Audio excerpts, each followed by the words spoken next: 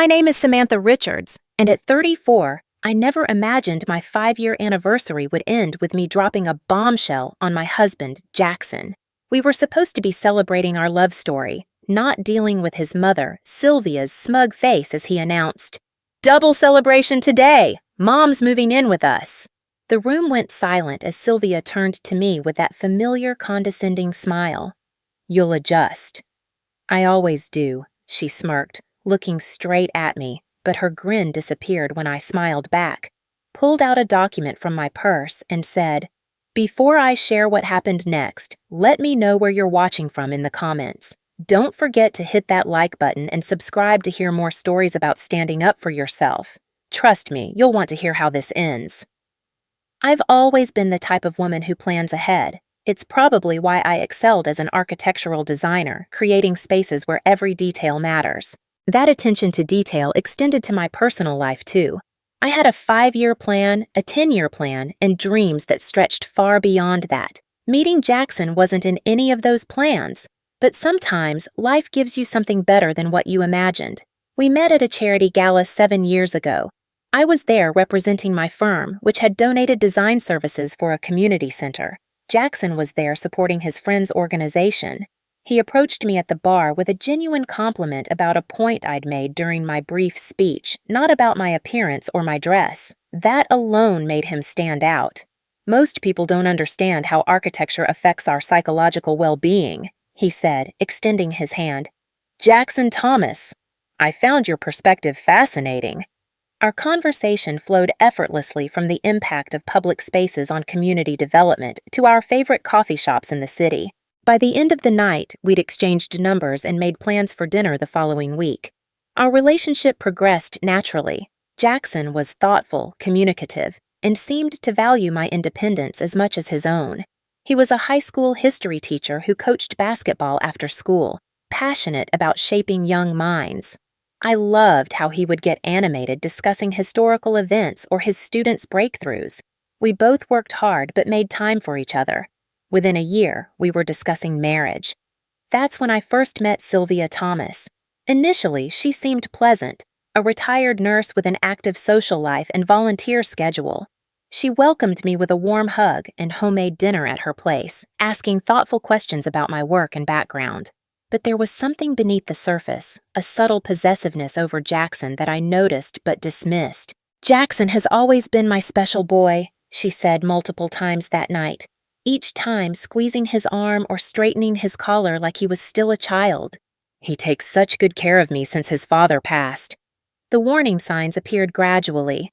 After our engagement, Sylvia began dropping by our apartment unannounced, always with some excuse about being in the neighborhood or having baked too many cookies to eat alone. She'd inspect our space with a critical eye, running her finger along shelves, checking for dust, or rearranging items in our kitchen to be more efficient. "Jackson likes his coffee mugs arranged by size," she'd say, reorganizing our cabinet. "I've always done it this way for him." When I gently mentioned that Jackson had never expressed such preferences to me, she'd smile tightly and say, "Well, dear, there are some things only a mother knows." After we married and bought our house, Sylvia's behavior intensified. She had opinions about our furniture arrangement, our garden choices, and especially my cooking. Nothing was ever quite right. Jackson would give me apologetic glances but rarely stepped in. "That's just how Mom is," he'd say after she left. "She means well."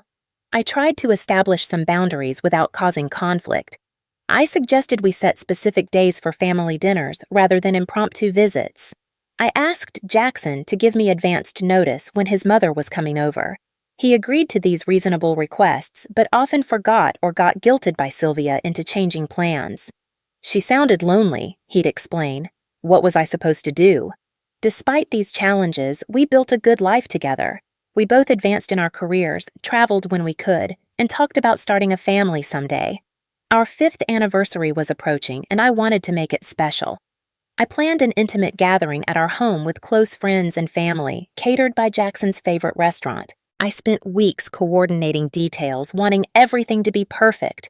What Jackson didn't know was that I had been working on another project simultaneously, one that I hoped would strengthen our marriage but could also serve as my safety net if needed. The increasing tension with Sylvia and Jackson's reluctance to address it had planted seeds of concern. I loved my husband deeply, but I was beginning to question whether he could ever truly prioritize our marriage over his mother's demands. The day of our anniversary party arrived. The house looked beautiful, with subtle decorations that reflected our journey together, photos from our travels, mementos from significant moments, and flowers in the colors of our wedding. As guests began to arrive, I felt a mixture of excitement and nervous anticipation. This night would mark a turning point in our marriage, one way or another.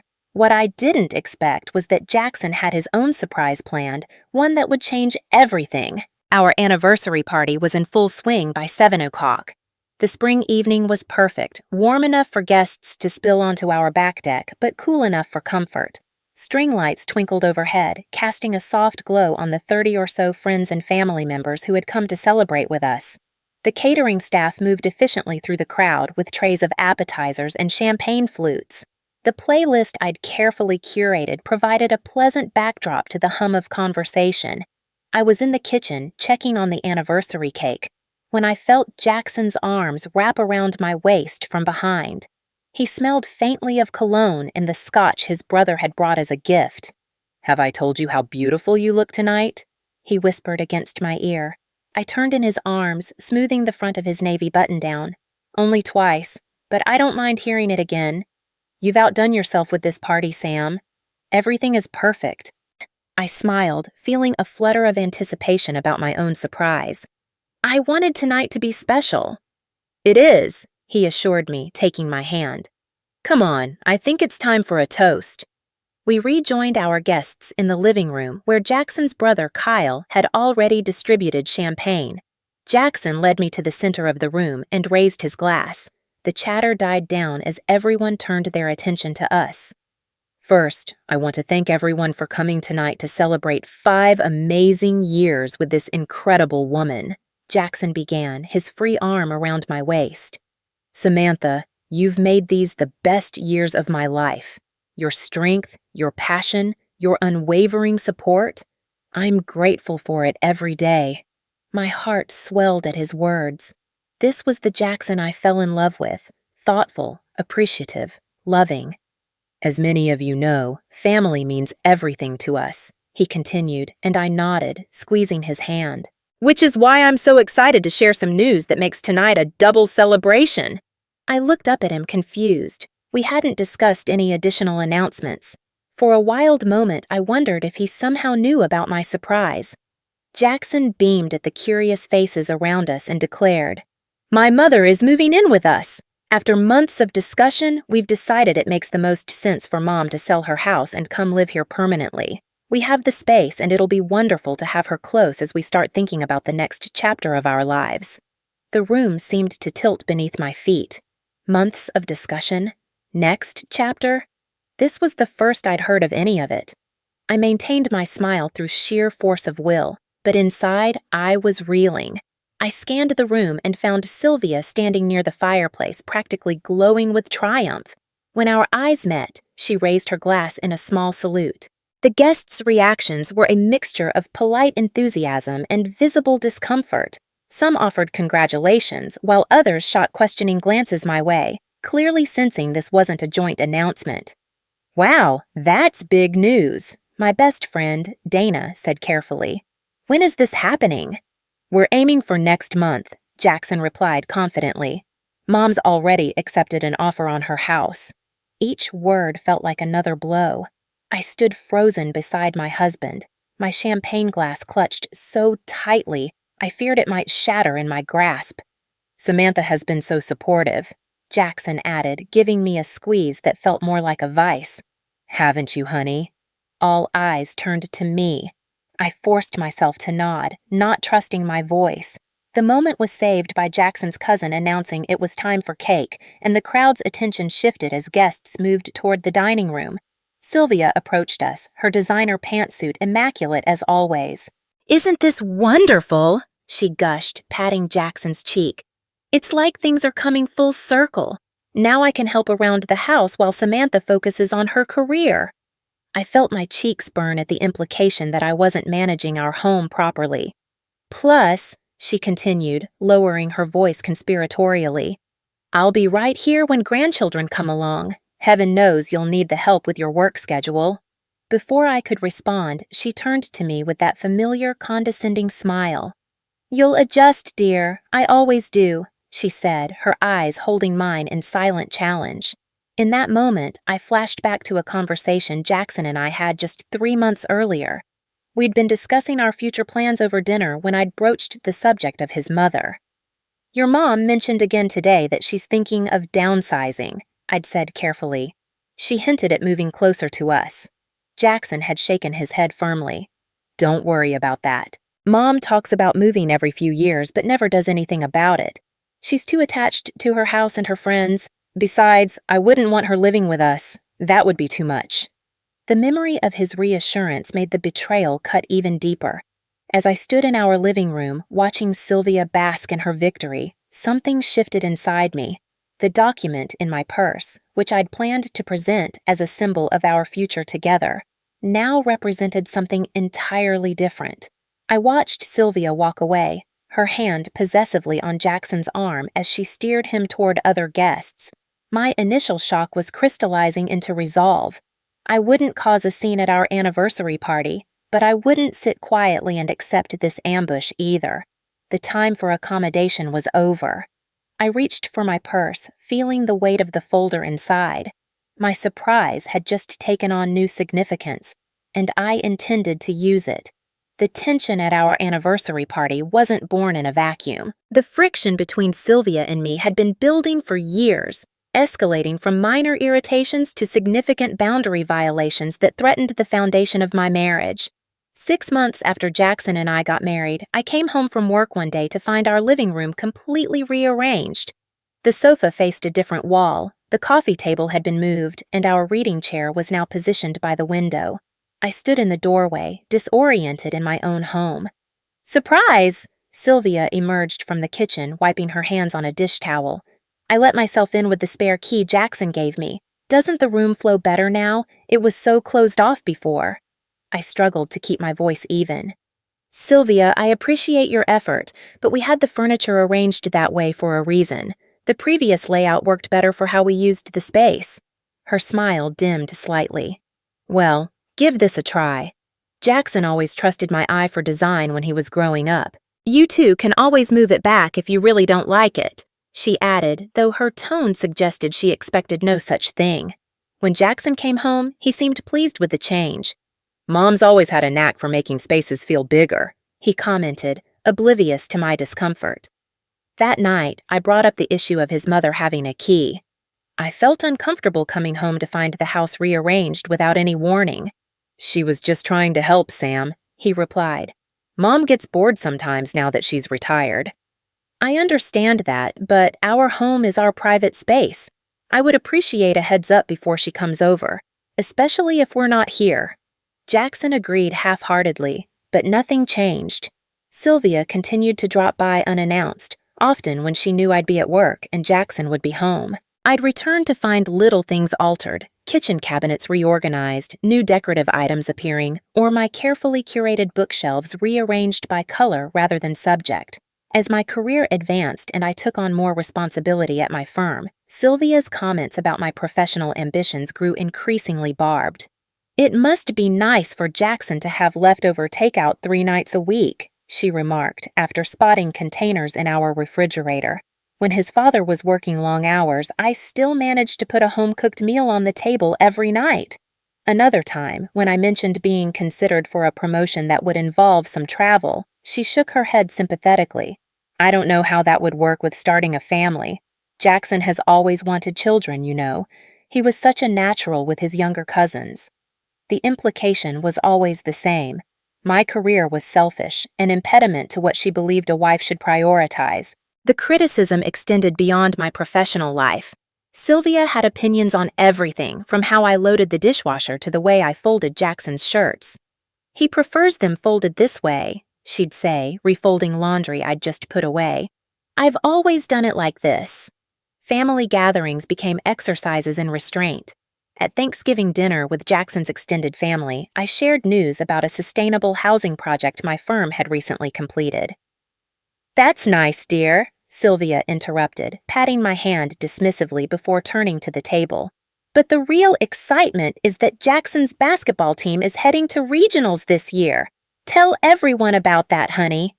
I watched my husband launch into a story about his team, his mother beaming beside him. My accomplishment was forgotten, deemed less important than his. It was a pattern that repeated at every family event. My voice minimized, my achievements diminished. The holidays were particularly difficult. During our second Christmas as a married couple, Sylvia surprised us by arriving 3 days before Christmas Eve, suitcases in tow. "I thought I'd come early to help with the preparations," she announced, already hanging her coat in our entryway. "I'll be staying until New Year's. I brought all my special recipes." We had planned a quiet Christmas, just the two of us before visiting family on Christmas Day. Those plans evaporated as Sylvia took over our kitchen and invited additional family members without consulting us. When I tried to discuss the issue with Jackson later, he dismissed my concerns. "It's Christmas, Sam. Family is important this time of year. Mom just wants to make it special for us."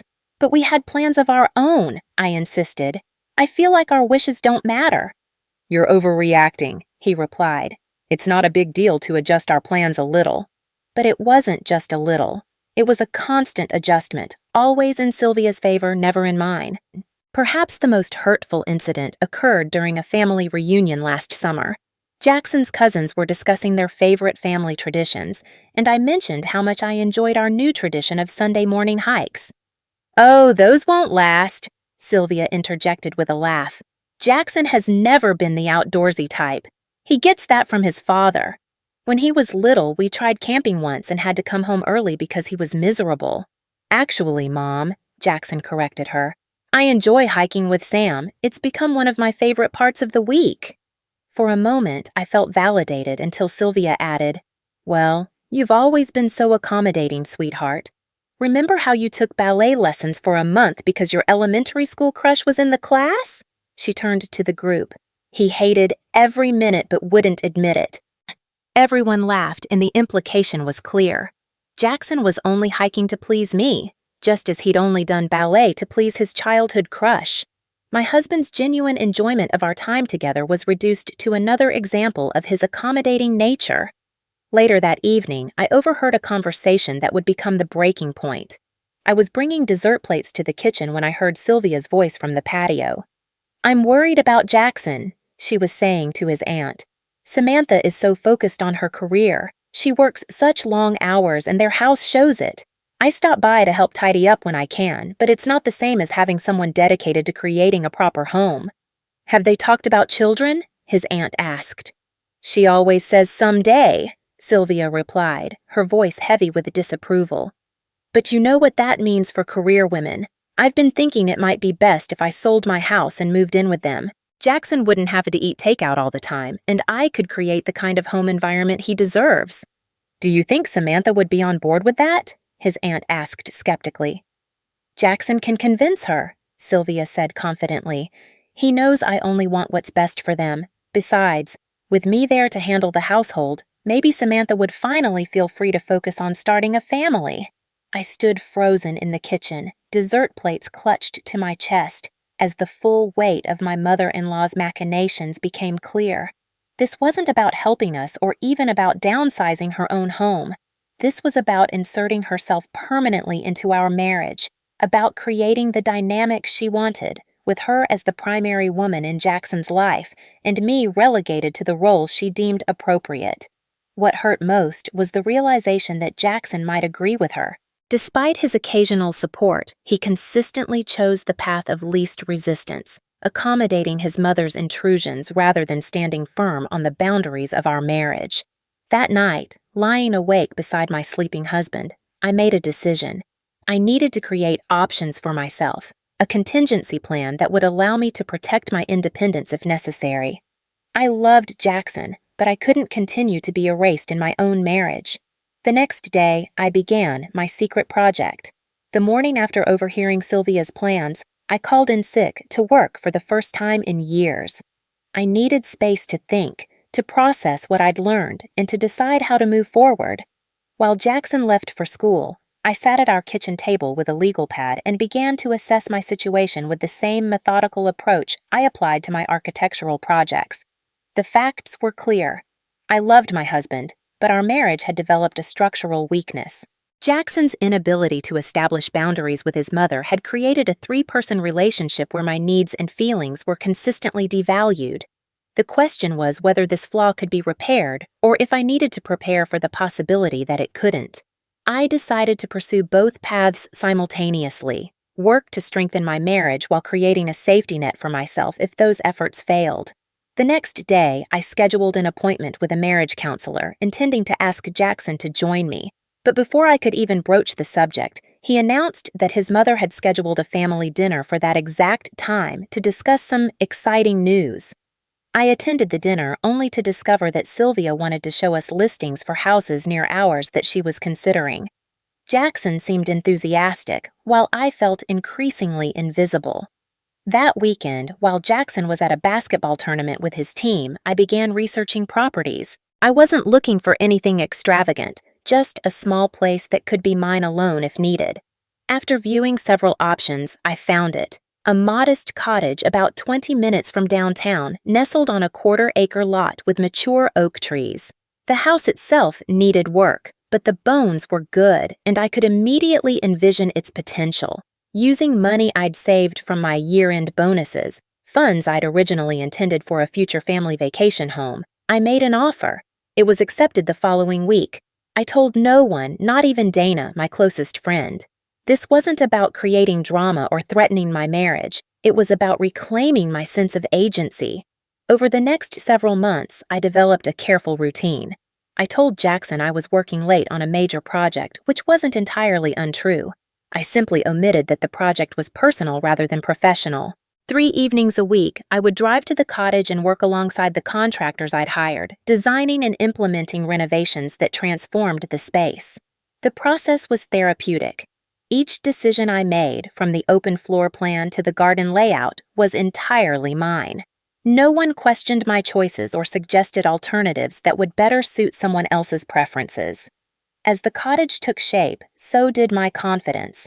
I consulted with both a marriage counselor and a lawyer during this time, not because I was planning to leave Jackson, but because I needed to understand my options. The counselor suggested strategies for discussing boundaries with my husband, while the lawyer advised me on protecting my assets. Many women find themselves trapped in unhealthy situations because they didn't create an exit strategy, the lawyer told me. What you're doing isn't about giving up on your marriage. It's about ensuring you never have to choose between your self-respect and your security. Those words resonated deeply. I didn't want to leave Jackson. I wanted our marriage to thrive, but for that to happen, something fundamental needed to change in our dynamic. As our anniversary approached, I formalized the ownership of the cottage, placing it in my name only. My original plan had been to present it to Jackson as a surprise, a weekend retreat where we could reconnect away from daily pressures and rebuild our relationship on stronger foundations.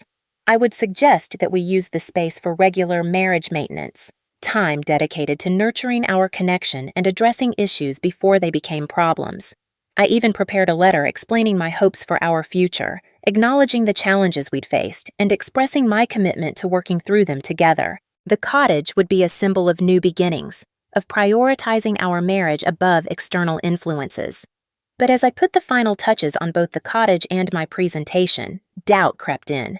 Jackson had shown little interest in addressing the underlying issues in our marriage. When I'd made tentative attempts to discuss his mother's increasing presence in our lives, he brushed off my concerns or accused me of being oversensitive. Would a grand gesture really change such entrenched patterns? Still, I held on to hope. Our 5th anniversary seemed like the perfect opportunity for a reset, a moment to remember why we'd chosen each other and recommit to that choice. I carefully placed the cottage deed and keys in a decorative folder, along with the letter and photos of the renovated space. It would be my anniversary gift to Jackson and, potentially, to our marriage. The night before our anniversary party, I drove to the cottage one last time. I walked through the rooms, appreciating how the space reflected my vision. The open kitchen with its butcher block countertops, the reading nook with built-in bookshelves, the small office where I could work when needed. Every element represented a piece of myself. In the master bedroom, I stood before the full-length mirror and made a promise to my reflection. Whatever happened next, I would not lose myself again. I would not shrink to accommodate someone else's expectations. I loved Jackson, but I also loved the woman staring back at me, the woman who had created this sanctuary, this manifestation of her own worth. As I locked up the cottage, I felt a curious sense of peace. I didn't know whether the folder in my bag would represent a new chapter in my marriage or the beginning of a different story altogether, but for the first time in months, the uncertainty didn't terrify me. I had created options for myself. Whatever came next, I would face it standing on solid ground of my own making. I drove home to finish the preparations for our anniversary party, the cottage keys and deeds securely tucked away in my purse. The next day would bring clarity, one way or another. I was as ready as I could be. What I couldn't have prepared for was Jackson's announcement, the public declaration of a decision made without my input, the smug triumph on Sylvia's face as she watched my reaction. In an instant, my carefully constructed plans shifted. The folder in my purse no longer represented a potential weekend retreat for reconnection. It had become my declaration of independence. "You'll adjust, dear, I always do." Sylvia's words hung in the air between us, dripping with condescension. The party continued around us, guests pretending not to notice the tension as they moved toward the dining room for cake. Jackson had already been pulled into a conversation with his uncle, leaving me standing alone with his mother. I took a slow, deliberate breath, feeling the weight of my purse against my side. The folder inside suddenly seemed to burn through the leather, demanding to be revealed. This wasn't how I'd planned to present my surprise, but plans had clearly changed. "Actually, Sylvia," I said, my voice steady despite the adrenaline coursing through me, "I think we need to finish this conversation with Jackson present." Without waiting for her response, I moved across the room to where my husband stood. I gently touched his arm, interrupting his conversation. "Jackson, we need to talk." "All three of us," I said, nodding toward Sylvia, who had followed me. His brow furrowed slightly, but he nodded. "Sure, we can step into the study for a minute." I shook my head. "No, this affects everyone here.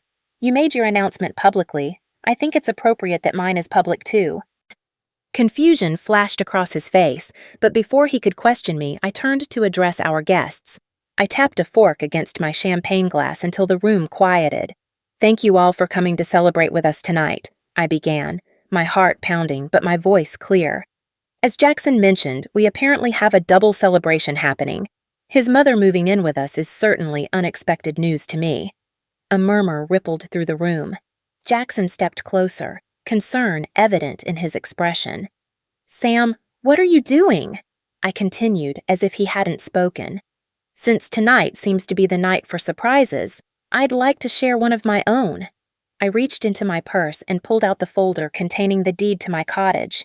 The cream-colored paper felt substantial in my hands, a physical manifestation of the boundaries I was finally asserting.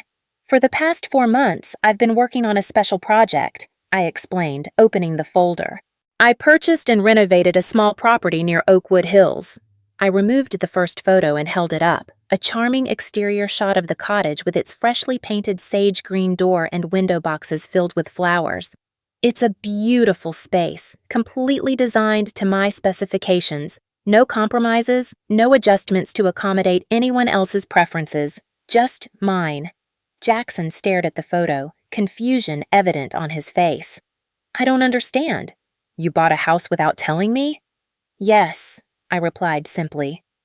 "Just as you arranged for your mother to move into our home without consulting me." His face flushed. "That's different. She's family." "So am I, Jackson, or at least I thought I was." I turned back to our guests, who were watching with a mixture of discomfort and fascination. "In light of tonight's announcement, I'd like to make one of my own. Sylvia is indeed welcome to move in with Jackson, and I'll be moving to my new place." The silence that followed was absolute. Sylvia's face had transformed from smug superiority to shocked disbelief. Jackson looked as though I'd physically struck him. "You can't be serious," he finally managed. I've never been more serious about anything in my life, I replied, extracting the deed from the folder. This house is mine, not ours. Mine. I paid for it with my own savings, and it's titled solely in my name. I handed him the document, watching as he scanned it, reality slowly sinking in. I don't understand, he repeated. Why would you do this? If you were unhappy, why didn't you say something? The question was so absurd that a small, incredulous laugh escaped me. I have been saying something, Jackson. For years. You just haven't been listening. Our guests began to drift toward the front door, murmuring awkward goodbyes. Within minutes, only close family remained. Jackson's brother Kyle and his wife, Jackson's sister Megan, and of course, Sylvia, who had recovered enough from her shock to find her voice. This is ridiculous, she declared, reaching for the deed in Jackson's hands. You can't possibly expect us to take this seriously. You're having a tantrum because you didn't get your way. I intercepted her hand before she could grab the document. That's exactly the problem, Sylvia. You've never taken me seriously. Neither of you have. I looked pointedly at Jackson. Every boundary I've tried to establish has been dismissed as an overreaction or an inconvenience. Kyle cleared his throat uncomfortably.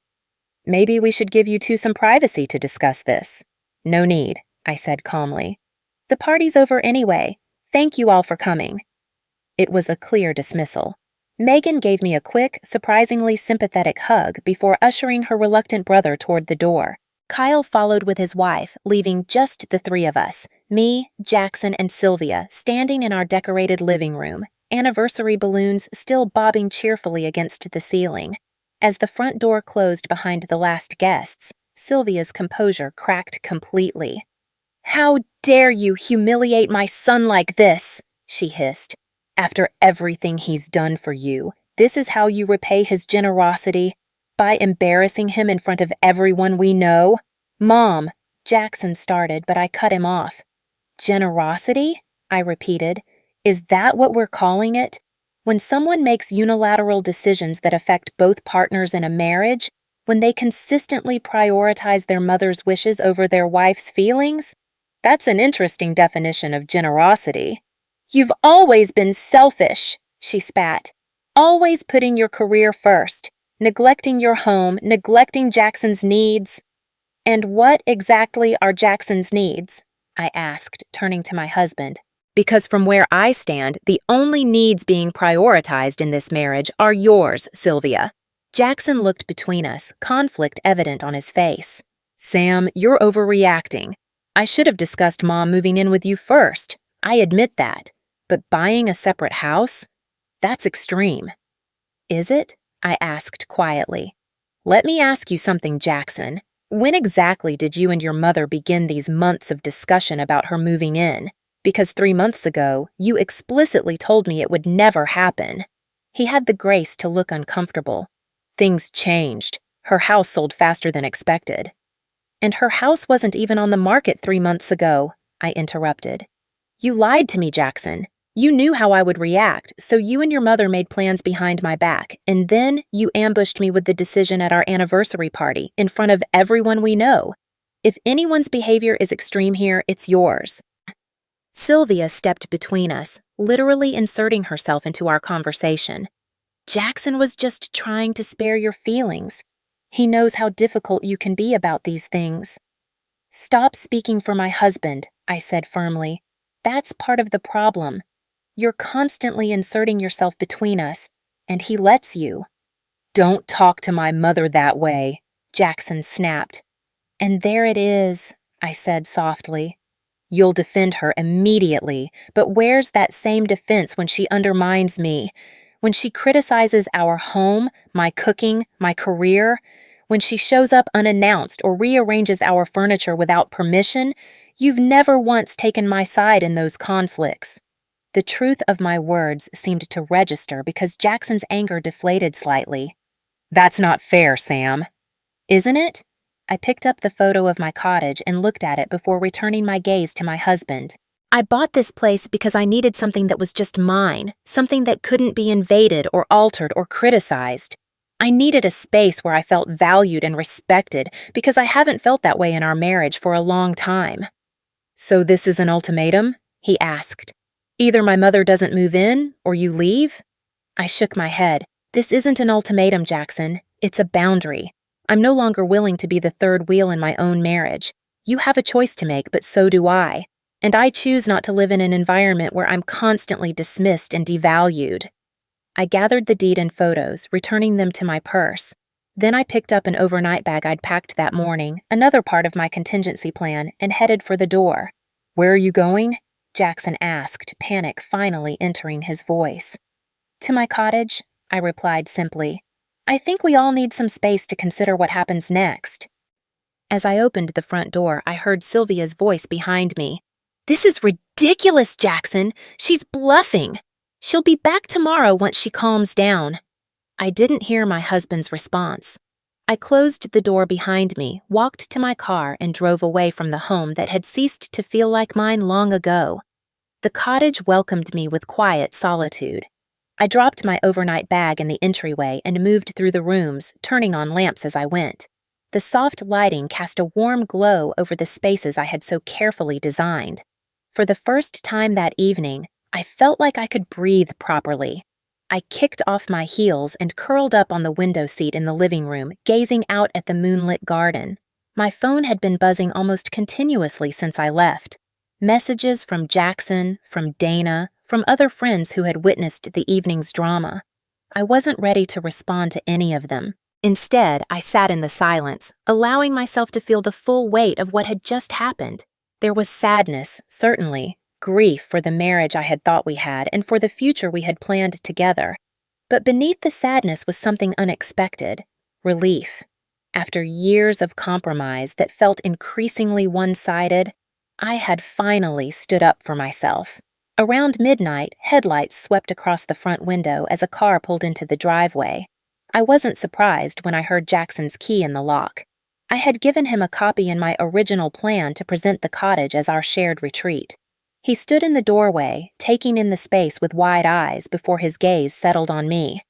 "How did you find me?" I asked, though I already knew the answer. "The address was on the deed," he replied. He hesitated before stepping fully inside. "Sam, this place it's beautiful." "Thank you," I said simply. "You did all this yourself? The renovations?" I nodded. "I worked with contractors, but the design is all mine." He moved slowly through the open-concept living area, taking in the details. The built-in bookshelves, the exposed beams, the kitchen with its farmhouse sink and butcher block counters. "This must have taken months," he said finally. 4 months, I confirmed. 3 evenings a week, plus weekends when you were coaching. Understanding dawned on his face. "The late nights at work, the weekend meetings. You were here." "Yes." He sank onto the sofa across from my window seat, looking suddenly exhausted. "Why didn't you tell me?" "Would you have listened?" I asked gently. "Or would you have dismissed it as an overreaction, just like you've dismissed every other concern I've raised about our marriage?" "Our marriage was fine," he protested, but there was uncertainty in his voice. "Was it really? Because from where I stand, our marriage has been slowly eroding for years. Every time your mother crossed a boundary and you defended her instead of us, another piece crumbled away." "You're exaggerating. Mom can be difficult sometimes, but—" "She rearranged our furniture when we weren't home, Jackson. She criticized my cooking, my housekeeping, my career choices. She showed up unannounced and expected to be accommodated no matter what plans we had. And you never, not once, stood up to her." "She's my mother," he said, as if that explained everything. "And I'm your wife," I countered. "Or at least I thought I was, your partner. But partners make decisions together. They don't ambush each other with life-changing announcements at parties." He had the grace to look ashamed. "I should have talked to you about Mom moving in. That was wrong, and I'm sorry. But you're not sorry about the decision itself," I noted. "Just the way you announced it." He sighed, running a hand through his hair. "I don't know what you want me to say, Sam. She's my mother. She needs a place to live." "She has a place to live. She chose to sell it without consulting us, without consulting me, because she wanted to insert herself permanently into our marriage. And you enabled that choice." "That's not fair. She's getting older. The house was too much for her to maintain." There are other options between too much house and moving in with us, I pointed out. Downsizing to a condo, a retirement community, an apartment near us, but not with us. Options we could have discussed together if either of you had bothered to include me in the conversation. Silence fell between us as Jackson absorbed my words. Outside, an owl hooted softly. "Where's your mother now?" I asked finally. "At our house. She insisted on staying to help clean up after the party."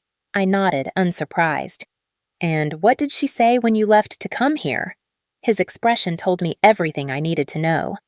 "She thinks I'm being ridiculous, I guess, throwing a tantrum. She probably told you not to chase after me, that I'd come crawling back once I calmed down." "Something like that," he admitted. "And yet, here you are." He leaned forward, elbows on his knees. "Because despite what you seem to think, I do care about our marriage. I love you, Sam." "I know you do," I said softly. "But love isn't enough if there's no respect, and you haven't respected me as your partner for a long time." "That's not true," he protested. "Isn't it? You made a major life decision without consulting me. You lied to me about your intentions. You allowed your mother to criticize and undermine me repeatedly without ever standing up for me. How is any of that respectful?" He was silent, unable to counter my points. "I love you too, Jackson," I continued.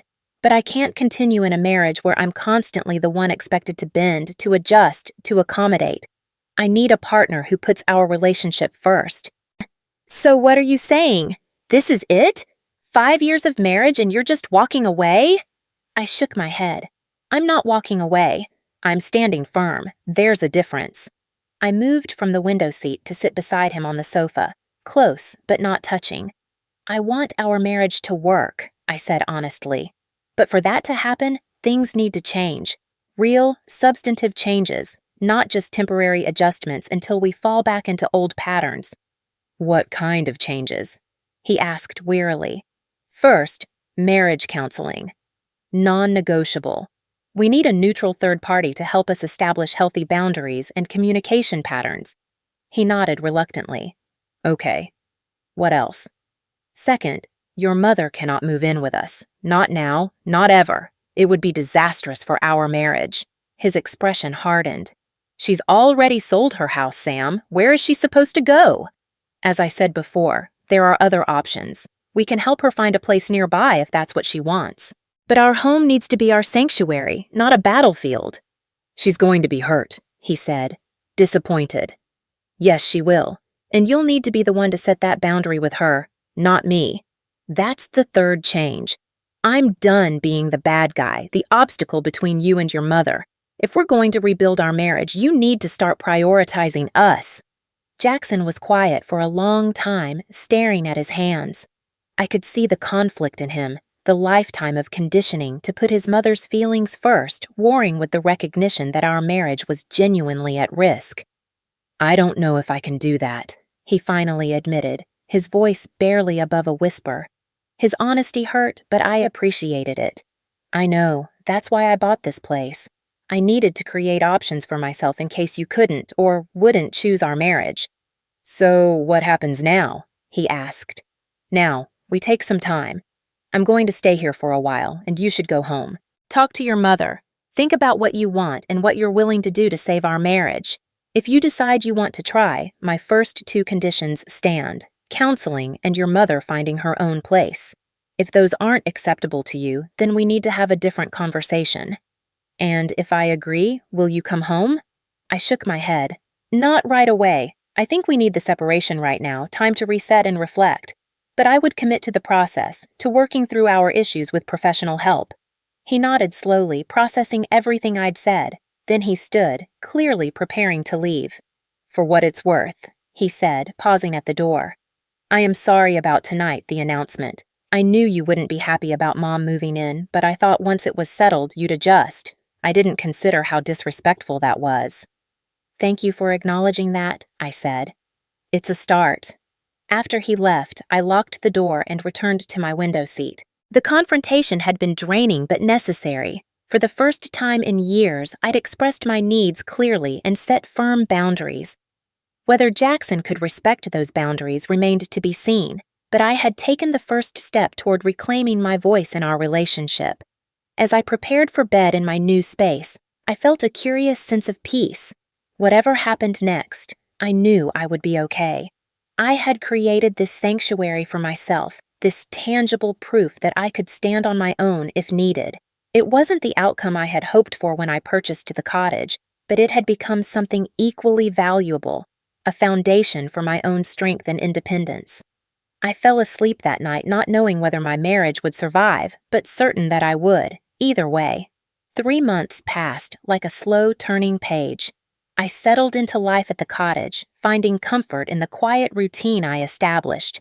Mornings began with coffee on the back porch, watching the sun filter through the oak trees. Evenings ended with books in the window seat or plans spread across my small home office desk. The solitude, once unimaginable, became a kind of healing.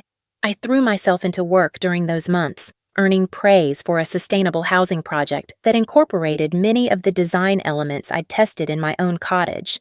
"Whatever's changed in your personal life," my boss commented during a project review, "it seems to be fueling your creativity. This is some of your best work." The irony wasn't lost on me. By stepping away from a situation that had diminished me, I had reclaimed parts of myself that had been slowly eroding. My confidence, my creative vision, my voice. Jackson and I maintained careful contact during our separation. Weekly coffee meetings in neutral locations where we discussed practical matters and gradually deeper issues. The first few meetings were strained, filled with awkward silences and careful politeness. But as weeks passed, something shifted. After my ultimatum that night at the cottage, Jackson had returned home to find Sylvia rearranging our bedroom furniture to make space for her vanity. According to him, seeing her moving our personal items without permission, something she'd done countless times before, suddenly looked different through the lens of our conversation. "I asked her to stop," he told me during our third coffee meeting. "She acted like I was being ridiculous, said she was just trying to help. For the first time, I could see what you'd been talking about all these years." That small recognition represented a significant breakthrough. It led to Jackson's reluctant but genuine agreement to try marriage counseling. We began sessions with Dr. Winters, a therapist specializing in family boundaries. In our first session, Jackson admitted, "I've always taken the path of least resistance with my mother. It was easier to let Sam adjust than to challenge Mom's behavior." "And how has that strategy worked for your marriage?" Dr. Winters asked. Jackson looked at me, really looked at me, perhaps for the first time in years. "It hasn't," he acknowledged. "I've been avoiding short-term discomfort at the cost of long-term damage." Those counseling sessions became sacred space, the only place where we could safely unpack years of accumulated resentments and misunderstandings. We learned to recognize destructive patterns, to communicate needs without accusation, to listen without defensiveness. Progress with Sylvia came more slowly. Her initial reaction to our separation was predictably dramatic. Accusations, tears, health complaints that mysteriously intensified whenever Jackson mentioned boundaries. She refused to consider alternative living arrangements, insisting that moving in with us had been the plan all along. "She's using the same tactics that have always worked before," I pointed out during a counseling session. "Emotional manipulation to get what she wants." "I see that now," Jackson admitted. "But what am I supposed to do? She's already sold her house." Dr. Winters helped Jackson craft a compassionate but firm response. He would help his mother find suitable housing, but she would not be moving in with us. Period. Sylvia's resistance was formidable. She cycled through guilt, anger, martyrdom, and even attempts to recruit other family members to her cause.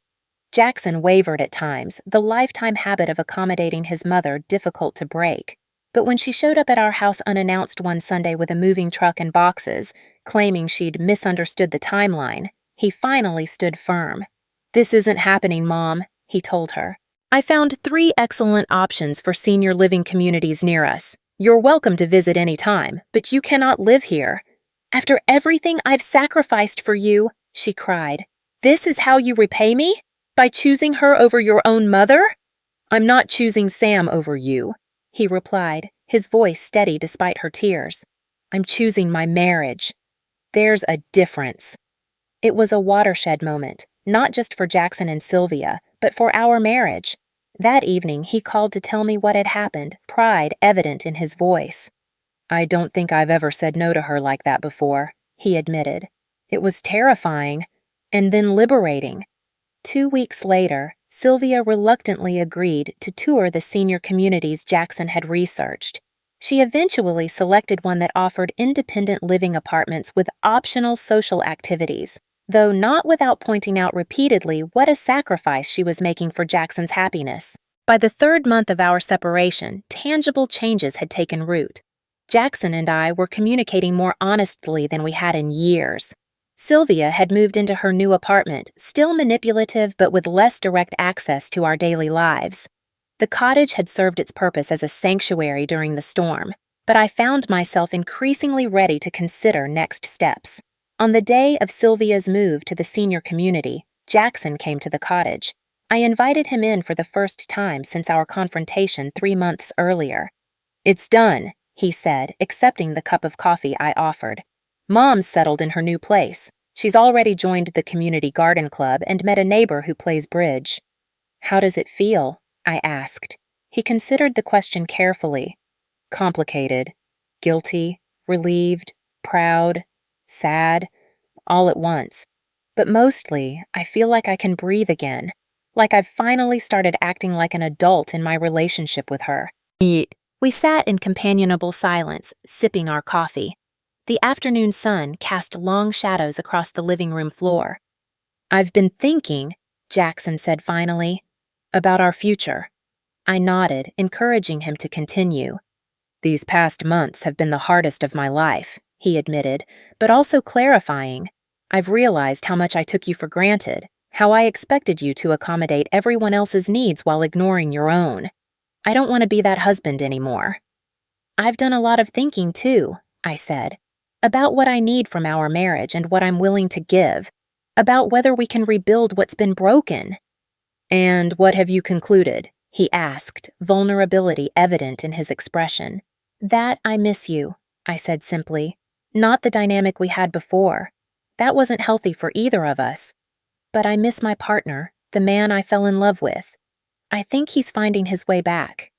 Jackson reached across the table and took my hand. "I'd like to come home," he said softly.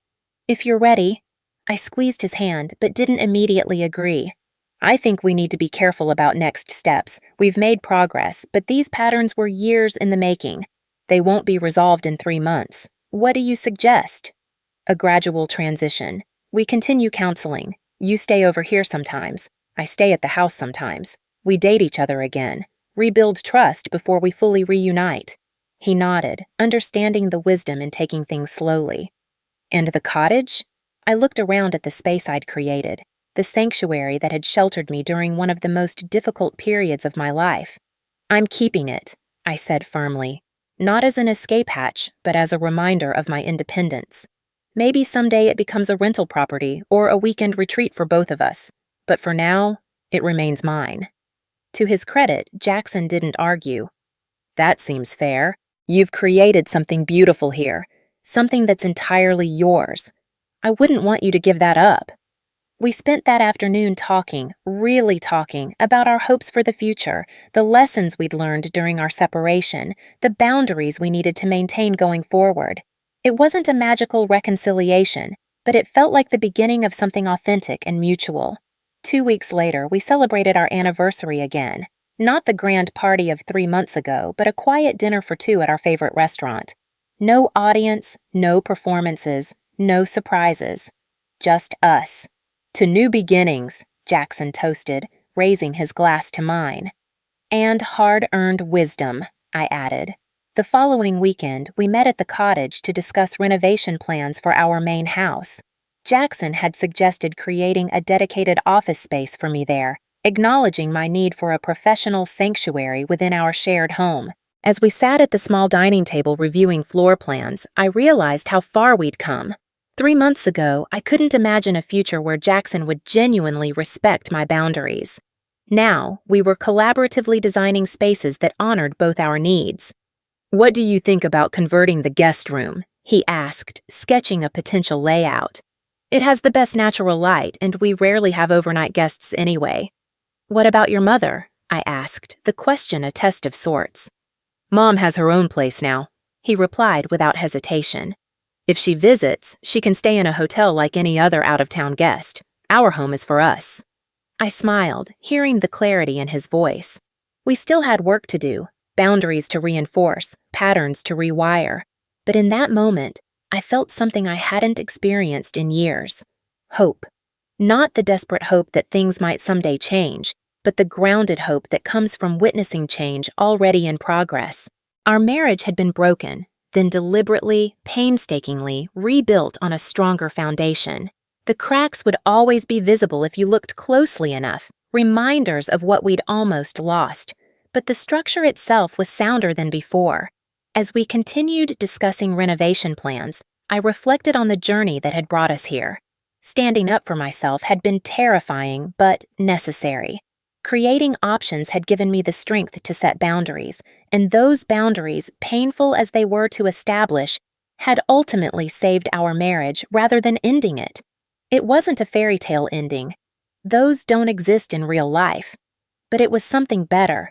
An authentic relationship between two imperfect people committed to growing together rather than apart. Have you ever had to set difficult boundaries in your relationships? What gave you the courage to finally stand up for yourself? I'd love to hear your stories in the comments below. If this resonated with you, please hit the like button and subscribe to hear more real-life experiences. Sharing these stories helps us all remember that we're not alone in our struggles. Thank you for listening to mine. And remember, sometimes the bravest thing you can do in a relationship is simply to say, "This isn't working for me anymore."